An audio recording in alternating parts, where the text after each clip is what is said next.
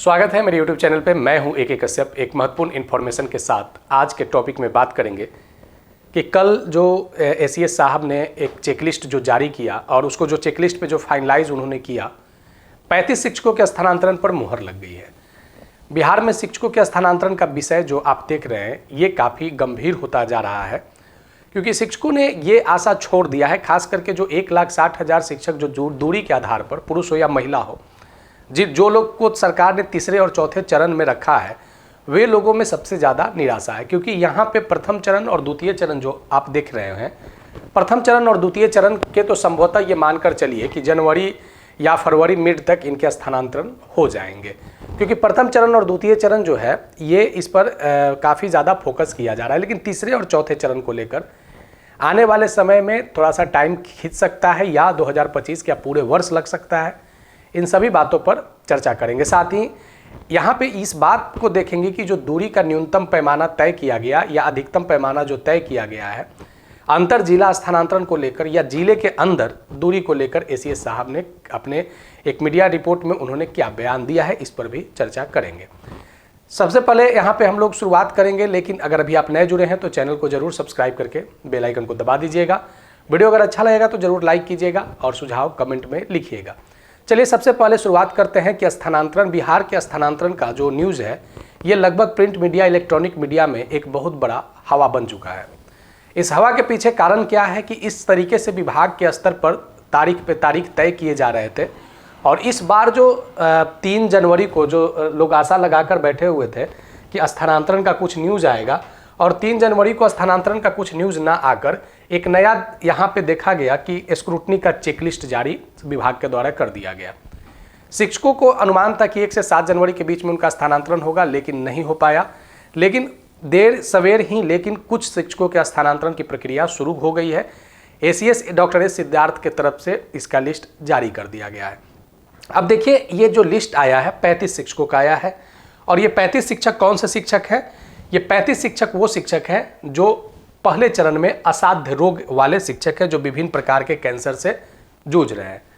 ये 35 शिक्षक वो शिक्षक हैं जो बिहार में नियमित शिक्षक कहलाते हैं या जिला संवर्ग के शिक्षक कहलाते हैं, जिनकी नियुक्ति 94-96 में हुई थी। अब 35 शिक्षक को अगर छोड़ दें यहाँ पे, तो यहाँ जो आवेदन आए थे, अभ्यावेदन जो आए थे पॉइंट नंबर 1 पे असाध्य रोग पे, वह 759 अभ्यावेदन प्राप्त हुए थे, जिसमें 47 नियमित शिक्षकों के थे, जिसमें से 35 का कर दिया गया। विद्यालय अध्यापक की संख्या 260, यानी जो असाध्य रोग से पीड़ित थे, कैंसर संबंधित बीमारियों से जो पीड़ित थे, 260 शिक्षकों के संबंध जो रहा था, वे BPSC ट्री 1 और 2 वाले हैं। अब उनके अभ्यावेदन पर विचार किया जा रहा है। तीसरा, यहाँ पे नियोजित शिक्षकों की जो संख्या 452 था, जो पॉइंट नंबर 1 पे अपने स्थानांतरण को लेकर आवेदन दिए थे, तो ये नियोजित शिक्षक विशिष्ट शिक्षक बने। सरकार यहाँ पे कह रही है कि विशिष्ट शिक्षक अगर विद्यालय में योगदान दिए हैं, उनका लिस्ट मंगवाया जाएगा, तभी जाके ये फाइनल होगा कि विशिष्ट शिक्षकों का भी स्थानांतरण किया जाए या नहीं किया जाए। अगर ये अपने मूल विद्यालय में अगर जहाँ पे विशिष्ट शिक्षक बने हैं, अगर इन्होंने पदस्थापना ले लिया है, तब जाकर इनका स्थानांतरण होगा। अब मसला ये नहीं है, मसला ये है कि कोई हजारों की संख्या में नहीं है, लाखों की संख्या में अभ्यावेदन प्राप्त है, 1,90,000। 4 चरण में सरकार यहाँ पे इसका नियम बनाया। पहले चरण में एक ही पॉइंट पर अभी अटकी हुई है, असाध्य रोग पर। अभी गंभीर रुग्णता, दिव्यांगता, मानसिक दिव्यांगता, विधवा और डाइवोर्स वाला, फीमेल वाला, अभी 4 पॉइंट इसमें बचा हुआ है। 15,000 के आसपास में आवेदन यहाँ पे इस कॉलम में आपको देखने को मिलेगा। द्वितीय चरण में पति पत्नी के पदस्थापन के आधार पर स्थानांतरण में लगभग 15,000 यहाँ भी अभ्यावेदन है।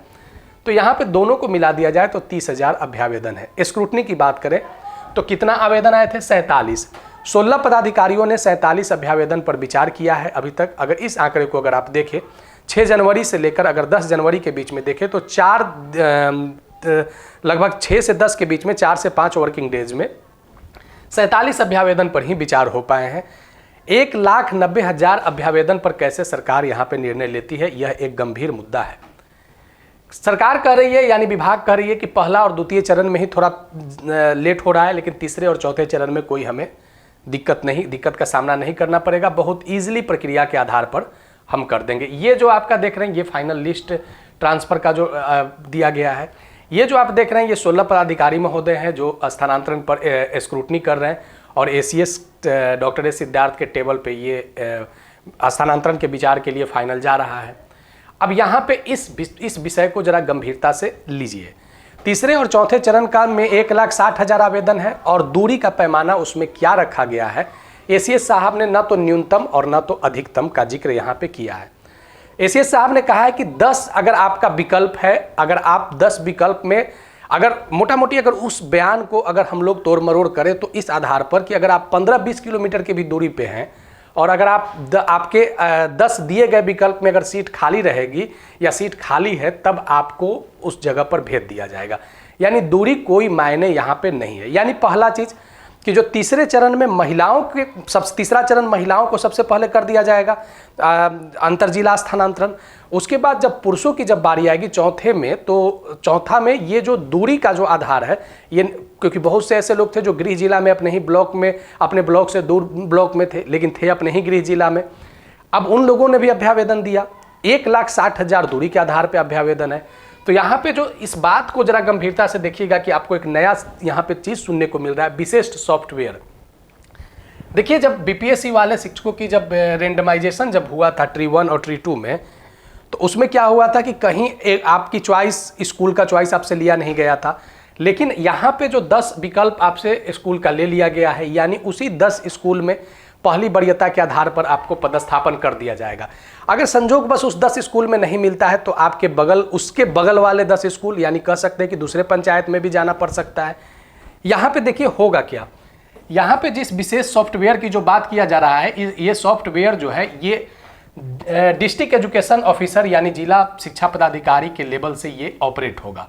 ठीक है, यहाँ पे जो आप देख रहे हैं जो कहा गया है, मोटा मोटी जो बात को हम लोग संक्षेप में अगर देखें कि 1,60,000 शिक्षकों का कोड हो जाएगा, नाम उनका इंगित नहीं होगा, कोडिंग कर दिया जाएगा और उस कोड के सामने 10 जो विद्यालय हैं उस विद्यालय का उनका प्रेफरेंस को इंगित कर दिया जाएगा। अगर कोड में अगर वो 10 विद्यालय में अगर आ जाते हैं तब उनका उसी 10 में से किसी एक विद्यालय में स्थानांतरण कर दिया जाएगा। अगर उस 10 में नहीं आते हैं तब फिर उनके दूसरे 10 में कर दिया जाएगा।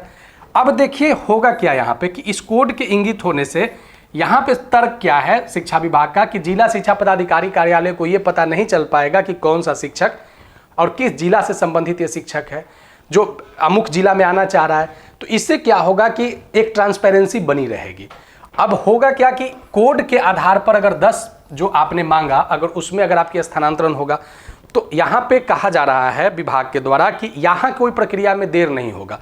यानी दूरी के आधार पर जो हर टेबल पे स्क्रूटनी की उस तरीके की कोई आवश्यकता नहीं है जैसा आपको प्रथम चरण और द्वितीय चरण में देखने को मिल रहा है। एक अनुमान मानकर चलिए कि सच में क्या ये आपको मार्च अंतिम सप्ताह तक क्या 1,90,000 शिक्षकों के स्थानांतरण हो जाएंगे या आने वाले समय में ये 2025 का पूरे वर्ष खींच सकता है। यह तभी तय हो पाएगा कि जब प्रथम चरण और द्वितीय चरण कंप्लीट हो जाए।